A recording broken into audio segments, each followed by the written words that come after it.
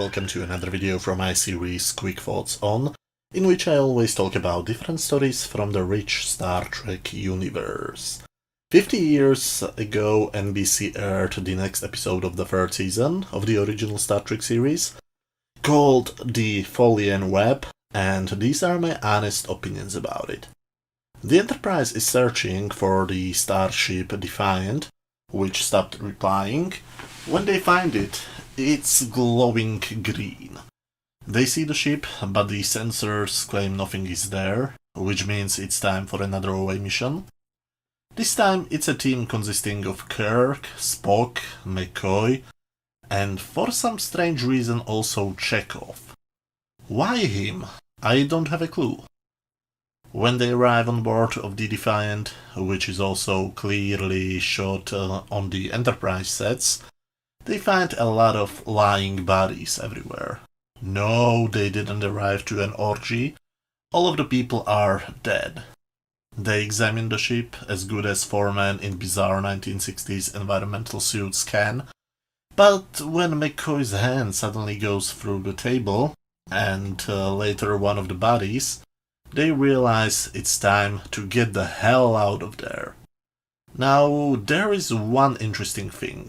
The crew members of the Defiant have killed each other, and we get informed that there were never been a mutiny before on a Federation starship. Bravo! Another example how Discovery broke the canon. The Enterprise starts to also be affected by the weird space, and the transporters don't work properly, which means that Scotty can beam only 3 people at once, and Kirk, as the captain, wants to stay there, even though it's a risk for him, because the Defiant is slowly dissolving. The first 3 members get beamed safely, but when they start to beam out Kirk, the worst thing ever happens. The Defiant disappears, which means they lost the captain. So the new captain is Spock, much to McCoy's dismay. He explains that basically Kirk has slipped into a different universe and computes the next interface between the universes. He thinks that they will be able to beam Kirk out safely since he's already partially trapped in the transporter beam. During this explanation, however, Chekhov gets crazy, he flips out and attacks other crew members. Spock has to use the famous Vulcan nerve pinch to put him down, but McCoy has a good point. Whatever forced the Defiant crew to go at each other's necks is already also affecting the Enterprise crew. But again, during this, another thing happens. They encounter a Tholian ship. The Tholian commander claims that the region of space belongs to them, but accepts the presence of the Enterprise there for a couple of minutes, so that they can beam Kirk safely back.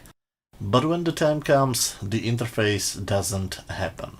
What happens instead is that McCoy's assistant attacks him, but gets put down by Nurse Chapel. Never turn your back to a woman with a hypospray. So why hasn't it worked? Well, it looks like the presence of the Tholian ship has disrupted the space, which means that Spock will need to recalculate everything again. But not only that, the Tholians start to attack the Enterprise, and Spock is forced to fire back. They get rid of the Tholian ship, but it means that the Enterprise's power converters are fused and the ship's adrift, which even further emphasizes the conflict between Spock and McCoy. But they have an even bigger problem. The Tholians brought back a second ship, and they start to crap out, yes, literally crap out, an energy barrier. They start to do the title of this episode, the actual Tholian Web. And this is probably my main problem with this episode. It has too much of a story. While there are many episodes which have basically 5 minutes worth of story and the rest is just filler, this episode has too many things going on at the same time. It tries to be a psychological study exploring Spock's commanding capabilities, It also tries to be a study of relations between Spock and McCoy. It is also trying to be an exciting story about the Enterprise crew trying to rescue their captain from a sci-fi thing. It also deals with the Enterprise crew members getting insane and violent, and now it also has a brand new race which caught the ship like a spider. Why so many stories if you don't have the time for developing any of them properly? Anyway, now Spock holds a ceremony for Captain Kirk, but again, one of the crew members flips out and McCoy orders him to be brought to sickbay, where his team is working on a cure. But meanwhile, again, they have to obey the last order of Captain Kirk. They have been ordered to get to Kirk's quarters and to watch a recording he left for them. Long story short, Kirk orders Spock to listen to McCoy, and McCoy to give Spock his best advices, but at the same time, if Spock gives an order, he has to obey it. McCoy apologizes to Spock for his behavior in this episode, but meanwhile Uhura has a close encounter of a Kirk kind. Yes, Uhura is preparing to go to bed when she suddenly looks like she has diarrhea and sees Kirk in the mirror. She runs in her bed outfit, sorry, I have no clue how to call it, yelling "Spock, Spock" when she suddenly bumps into McCoy. She tells him that she has just seen the captain, and she says that she's not crazy. Well, if you don't want to look and sound crazy, maybe you shouldn't be running around in your bed outfit across the hallways yelling the name of the current acting captain and saying that you've just seen a dead man in your mirror. Just saying. McCoy of course takes her to sickbay, but thankfully for her, she isn't the only one. Back in the engine room, a technician attacks Scotty, and in a few minutes during what could end up like another attack, Scotty also sees Kirk in the engine room.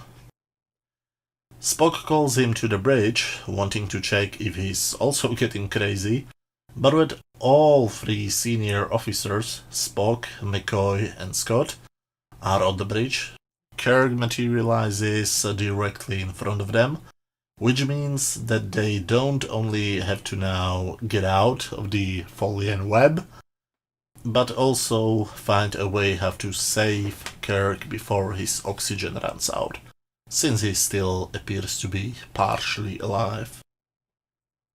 Uhura gets of course released because she's not crazy, even though she behaved pretty crazy in my opinion, and McCoy finds a cure. He offers it to Spock and Scott, who wants to mix it with scotch, and during the next interface, Kirk appears in front of the Enterprise. They try to rescue him, but the ship is thrown out of the web. For some reason. Well, I'm not going to pretend that I understand what happened. Maybe it was clear in the original English version. I watched it with my family, which means dubbed. But it's not really important. The important thing is that they managed to escape from the Tholians and at the same time save Captain Kirk. So we have a good old-fashioned happy end. This episode is one of the best, or some people would say the best episode of the third season. That doesn't mean it's perfect. It has way too many little problems. The script is, well, a bit messy, as I said before. It has, in my opinion, way too many things going on at the same time. However, that's not the only problem. The episode feels like there were problems behind the camera. And after a small research, it looks like it indeed was. First of all, Jerry Finnerman, the director of photography of all of the previous episodes, was basically pushed away from the series. It looks like he openly complained about the low quality of the third season scripts to the new showrunner, Fred Freiberger, and Freiberger, as a response, decreased his wage. He also requested that he works faster, meaning he got less time to do his work properly and he got paid less. So of course he left.